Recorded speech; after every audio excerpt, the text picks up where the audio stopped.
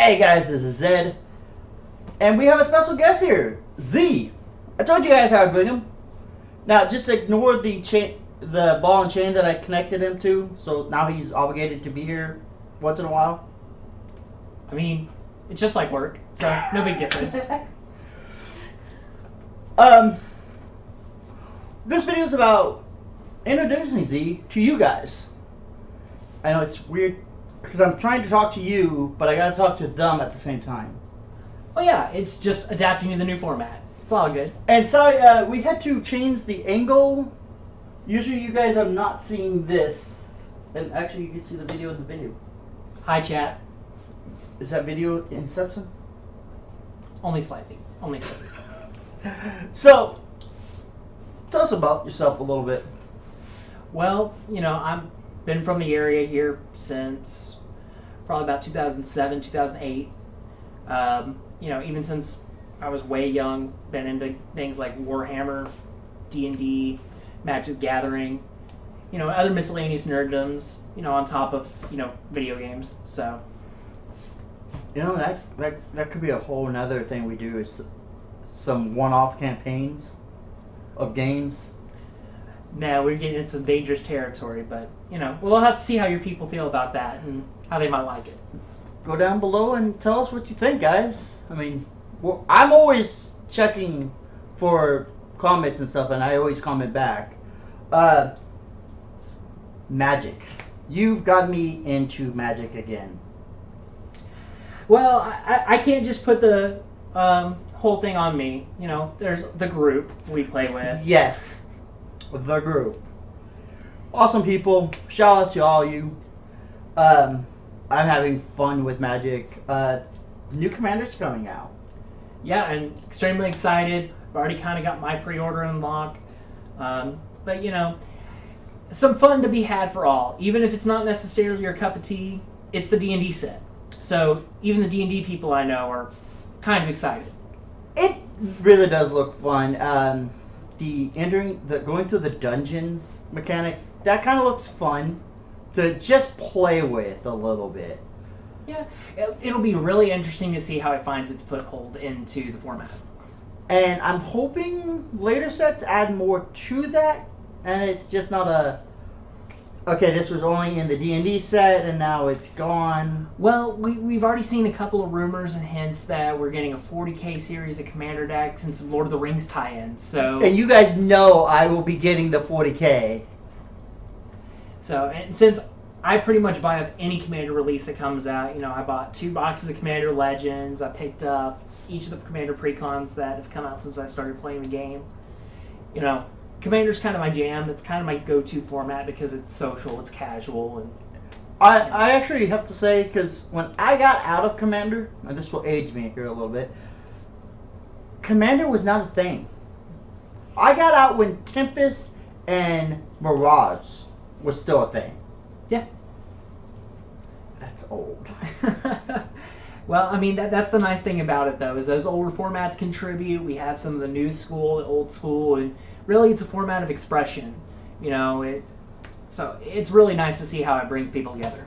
And the decks are really interesting that you guys have been playing, especially your infinite tokens and stuff. It's not infinite tokens, but yeah, I do play a lot of value suit. Because okay, who doesn't like free real estate? How many tokens did you have on the board at one point? I think we were close to 90,000 Scoot Swarms. 90,000, guys. Yeah, it did take him like 3 or 4 turns. With, very little board interaction. Because we were in the stage of the game where everyone's accumulating. Yep. And so it's one of those. The games will go differently. Not every game will devolve into Scoot Swarm shenanigans. No. Just Zed dying. I don't always have anything to do with that. No. I like to sit in my corner. No. Zed plays an aggro deck, a Voltron deck, as you guys call it. Yeah, basically Voltron. We're gonna slap it all together. We're gonna put all the pieces together and assemble one really powerful guy to get there. And then I smack you with it. Which then my opponent goes, "Oh, really? I'm gonna smack you back." So I get into a smacking war with someone, and then Z here comes in and goes, "That's nice. You're both dead." I mean, y'all are over here shooting handguns, and I just brought the nukes. That's all I can say. That is true. That is true. And it's not even like big nuke. You're bringing the small tactical nukes from Fallout that no one saw you having. You know, you never see the one that gets you. You never No. see the one that gets you. So, let's see. Commander's coming out this Friday of recording. So, day of recording, we're coming up on pre-release weekend, where at that time, you know, you're going to get to play out some of the new cards, the pre-release kits, if your, you know, local game store has them available. I know I've, you know, talked to our local game store about picking up and procuring the set. I won't be able to attend because I'll be working, but that way I can at least try to get some of the new cards and see what I can get, Yeah. play around with them, and see how fun they'll be. I wish I could actually attend this pre-release, but family life. More important. Yeah, those commanders, though, they do look fun. And there's some cards in there that look like they would go nicely in my deck. Not just in your deck, though. I mean, they've done a really wonderful job, really, with these decks in reprinting cards that need to be reprinted. Whether that's, you know, cards like Nature's Lore, or, you know, the Red-Black Talisman from the deck spoiled by the group, I believe it was Commander Clash. Okay. I believe they got to spoil over there at MTG Goldfish, so they did a really wonderful job breaking down that pre-constructed deck if that's what you're into. I know some people want to remain spoiler-free, so I'm trying not to get too far into the details of those products, but... Spoiler warning here, okay? So, spoiler warning out of the way, you know, you got fun cards like... I'm going to just mention one card, so wait about 20 seconds. Holy Avenger, which is, you know, the Paladin sword from D&D. Yeah, the Holy Avenger. And spoilers over. So it's going to be one of those. It's pretty nice here for the formatting of this. Like I said, I think it's overall a net positive that we're getting these type of decks that are really well put together. Even the flavor of just adding D&D to Magic just seems to work so well. It helps that both are owned by Wizards of the Coast, but at the end of the day, it's been one of those, they've kind of wanted to remain two separate entities. Yes. So as to not cross the streams and pollute one with the other. And they've kind of decided, you know what, we're going to these multiverses beyond. We already have the Walking Dead cards for what those are worth to people. I know it's a polarizing opinion. Wait, Walking Dead is in Magic? Yeah. We have a series of cards that came out in a Secret Lair, which is a direct-to-order product from Wizards of the Coast, where you buy it directly from Wizards. They print the cards, and they ship them to you. And it was a series of Walking Dead characters plus the Bat Lucille. I did not actually know that. And one of our individuals from our play group, the bearded one, is talking about running that. So we've already kind of had that discussion because, again, it's a very polarizing topic, and I'll be the first to admit, I am very heavily against the method of the Secret Lair printings, but I don't mind them doing crossover set. We're in a universe where we're crossing the planes of existence in the multiverse. Right. Everything's going multiverse these days. Yes, but that was the whole core of what a Planeswalker is. So I'm perfectly okay with Magic being able to encapsulate that. I stutters. I'm sorry, people. Don't worry, they're used to it. I stutter all the time. But it allows them to encapsulate all these various worlds. You can have the Norse, you know, plane. You can have the ancient Egypt. You can have, you know, Gothic horror. Mummies. That would be fun. Yeah, and we actually had those in a series of sets for a while. So, you know, it's nice that Magic is going, hey, while we could do anything, let's give you more of that. Actually speaking... Cut him. There's your Vikings. Yeah, Kaldheim, which was supposed to be our Norse theme set. Hopefully we'll go back, because it was a very fun experience, and like I said, I feel it was great for Commander. A lot of good cards. A lot of them still trying to find their home, but... That deck I couldn't figure out. Yeah. The foretold mechanic is basically that deck wants to do a lot of entering and leaving the battlefield kind of shenanigans, and then playing cards from foretell. So it's got a couple of themes that work pretty well, but the whole idea is you want to be casting cards from places other than your hand. So, besides the Swarm deck, what decks do you like playing? So, as a general rule, I'll play almost a little bit of everything, with the exception of I don't so much care for Voltron, but as I showed you earlier today, I have a Voltron deck built.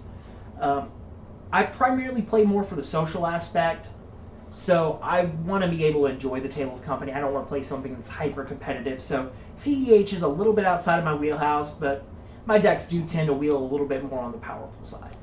And as you guys know, I'm not really competitive that much. I play a Voltron deck, which I have to say it's getting there. Yeah. It's getting there. I'm learning some mechanics that I didn't know existed. Magic is a game of learning. You're going to keep learning constantly, and much like when a new rulebook comes out in 40K and we have to learn the new mechanics there, or something else happens for D&D and they drop a new core rulebook.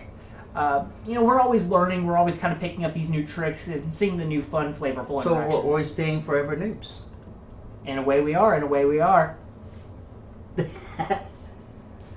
See, so many people ask me why do you always say stay forever noob? Because that's what our hobbies are. We're always constantly learning. We're always starting back from the beginning and learning up, and then starting from the beginning and learning up. Yeah. I mean, and even my non-traditional nerd-related hobbies, we'll call them, I'm into American football, NFL. A little bit of college football, but that's the area I'm learning primarily is, I did a bunch of draft preparation right before the NFL draft this year, and I took that weekend off. Oh. I put out a actual draft guide. I put out, a couple of things with, like, my predictions for the first round, and won my company's actual NFL draft pool. That is interesting. See, I know how to play football. I know all the rules, but besides that, I don't think anyone knows all the rules because half of them never come up. I could watch a football game and tell you, oh yeah, that was a good play. No, you shouldn't have done that. But now, player-wise, yeah, I don't know players. Yeah. Yeah, so what was it we were talking about earlier? Well, we were on the topic of Commander, but I don't know if you wanted to transition to some of the other hobbies or games. Halo. I'm down with Halo. That is up there with one of those gaming franchises I love. It's not number one. It's not going to beat Fire Emblem for me. But Fire Emblem is my childhood, followed very closely by Halo. Halo was a lot of time going over to a buddy's house and us playing the old Xbox disc from the magazine that had the demo for Silent Cartographer. Okay, yeah. That was my first experience with Halo, and we played that map probably 200-300 times. And then I got an Xbox for Christmas that year, and we got the actual game, and we played through it. And so that game I put way too many hours into. I think a lot of nerds, geeks, whatever, have played so much Halo. I remember playing Halo 2, connecting 4 Xboxes together, having 12 on one side and 2 on another. The good old days of the LAN party. And mind you, the 2, they were good enough. They just stood on top of Blood Gold's, one of the bunkers. Sniper rifles. Yeah. But I mean, snipers will get you there. I mean, that's... Yeah, that's when you turn around and snipe them with the tank. Don't... sadly, that doesn't work in 40K. No. Kind of wish tanks were redone a little bit in 40K. It depends on the tank. I think some of the Rust variants are pretty fine. Vanquisher, I would love to give us some different types of shells, but that's me starting to get into a little bit of a micro rant. Shadow Sword, I think, is fine. Cause the Shadow Sword is the symbol of perfection. Did you see a thing there and you don't want it to be there? It doesn't go there anymore. Yeah. I love the gun on the Shadow Sword. The only problem is with the Shadow Sword. Don't move your knight in front of it, blocking line of sight to your enemy. Generally that helps. I did that. Now my Shadow Sword can't do anything. I know you got guardsmen. I have a lot of guardsmen. I also have a lot of marines, and my humble start of Sisters of Battle. Probably about 2,500 points, maybe 3,000, and then my knights that are still in progress. Wait, you have 25,000 points of Sisters? 100. 100? Yeah. Yeah, that's more than I do. Mm-hmm. I've also been, like, the new Sisters unit that came out, the melee shield one. Oh, yes. I picked up 2 boxes because why am I not going to take spears in my totally awesome paladin army? I have not yet bought any of those. I need to. There's a lot of... GW and Wizards of the Coast just wants all my money. Yeah, but, so does my car payment. Hey, I'm lucky I don't have a car payment. Mine and the wife's car is paid off. Yeah, but, it's one of those, it's very much a hobby within your means. You don't have to spend $8,000 to get into a game, especially like, Magic Commander, which I'll see people with these $3,000-$4,000 decks, and then you got into the format and you've probably spent a fairly reasonable amount. Like, if we're talking 200? Yeah, about 200. And with one of the cards you picked up a fetch land when Modern Horizons 2 came out, and you were able to trade that into a bunch of stuff. Yep. And so, just for your commander deck, you didn't spend a bunch to get into it pretty well, but at the same time, when I got back into the game here most recently, I basically picked up the Night Brawl Precon and went, I'm going to go online, I'm going to pick up $50 worth of other stuff, because I knew what I wanted the deck to do, and I kind of knew how to get there. And that is one thing about Magic, is you can pick up the singles, or you can pick up the booster packs, or you can pick up the commander decks, or even any of the decks. Yeah. And the nice thing is, if you don't know what the cards are going to be in there, but you're really wanting to focus in on something specific, the internet generally will have you covered with what's in the set or what's in the actual decks, and kind of, okay, well, if I move this card, or if I swap this one out and get this $2 card here, or this 11-cent card, it'll get you where you need to go. Much like, before you buy into your 40K army. I'm playing guard. What am I going to need? Well, you're going to need a bunch of infantry squads, and you're probably going to need at least 2 boxes of the command squad box. Yeah. Get yourself a couple of company commanders, or a company commander, platoon commander, your infantry squads, and with the new infantry squad box they came out with, a couple of pretty good weapon options. And some of the heads. Customization options are great. The biggest thing to me there is those upgrade sprue, because that upgrade sprue where the original infantry squad kit that I had to start the game off with had flamethrowers and grenade launchers. That was your only special weapons. Now, in the kit, you get a plasma gun, you get a sniper rifle. You get all the toys. Your sergeant gets his bolt gun that you don't have to go conscript from the Space Marines or from your buddy's catechin bits. So, GW, good job on that one. And fairly priced, so the card players love it. Yeah, actually, it is. What army would you recommend if my audience wanted to jump into 40K today? My advice would be, find an army that suits what you want to do. Do you want to get up and get real close quarters and fight in hand-to-hand combat? They have armies that will do that. Orcs. Orcs are a big one, and they're about to get their new stuff coming out. Well, even some of the Marine chapters. The Indominus box was very kind to the Marines and their close quarters capability. But then if you're looking to, I just want things to die from a good safe distance, well, then you've got armies like Guard and Tau, who may not be the strongest physical fighters, but their firepower will make things melt. Yeah. Alright, guys. I think we're going to wrap this one up.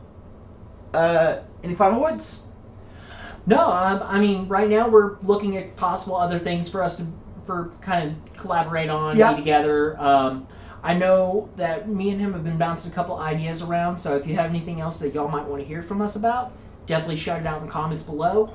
But at this time, I think that that's going to be it from me. If you have any final words for your audience. As always, comment down below what you liked, what you didn't like in the video. If you guys have any ideas or any collaborations you want to see from us, put them down below. Leave a like, it really does help. Subscribe if you want to see more of Z. And of course me. But always stay forever to you. Stay safe. And we'll catch you next time. Peace.